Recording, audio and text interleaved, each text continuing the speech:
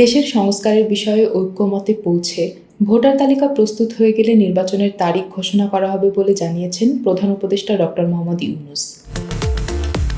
মঙ্গলবার জাতিসংঘ সদর দপ্তরে জাতিসংঘ সাধারণ পরিষদের বার্ষিক অধিবেশনের ফাঁকে আইএমএফের ব্যবস্থাপনা পরিচালক ক্রিস্টালিনা জর্জিয়েভার সঙ্গে বৈঠকে একথা জানান প্রধান উপদেষ্টা।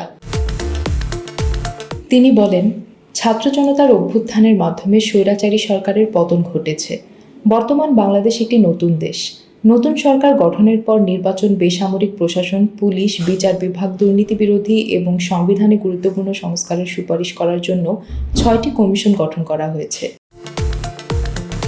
কমিশনের সুপারিশ নিয়ে সরকার রাজনৈতিক দলগুলোর সঙ্গে আলোচনা করবে জানিয়ে ডক্টর ইউনূস বলেন, সংস্কারের বিষয়ে ঐক্যমত পোষণ করা হলে এবং ভোটার তালিকা তৈরি হলে নির্বাচনের তারিখ ঘোষণা করা হবে।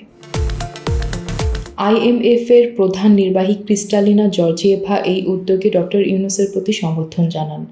ঋণদাতা সংস্থা এই সরকারের জন্য আর্থিক সহায়তার বিষয়টি দ্রুত ট্র্যাক করবে জানিয়ে জর্জিয়েভা বলেন, তিনি বাংলাদেশে আইএমএফের একটি দল পাঠিয়েছেন এবং দলটি এখন ঢাকায় রয়েছে।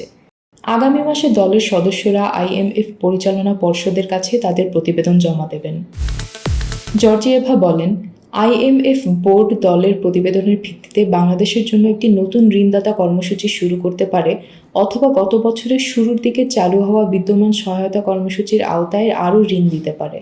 এছাড়া বাংলাদেশকে পরিবর্তিত দেশ বলে আখ্যা দিয়েছেন আন্তর্জাতিক মুদ্রা তহবিলের ব্যবস্থাপনা পরিচালক ক্রিস্টালিনা জর্জিয়েভা।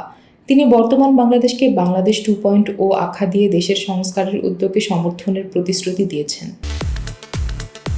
ইউনূসের সঙ্গে বৈঠকের সময় আইএমএফের ব্যবস্থাপনা পরিচালক বাংলাদেশের সংস্কার পরিকল্পনায় আইএমএফের সমর্থন প্রকাশ করে বলেন, এটি অন্য দেশ, এটি বাংলাদেশ 2.0।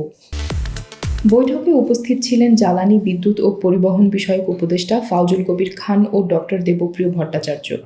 ডক্টর দেবপ্রিয় দেশের অর্থ প্রদানের ভারসাম্য জোরদার করতে আইএমএফের সহায়তার প্রয়োজনীয়তার উপর জোর দেন। তিনি বলেন, বিনিময় হার স্থিতিশীল করতে আইএমএফের ভূমিকা গুরুত্বপূর্ণ হবে।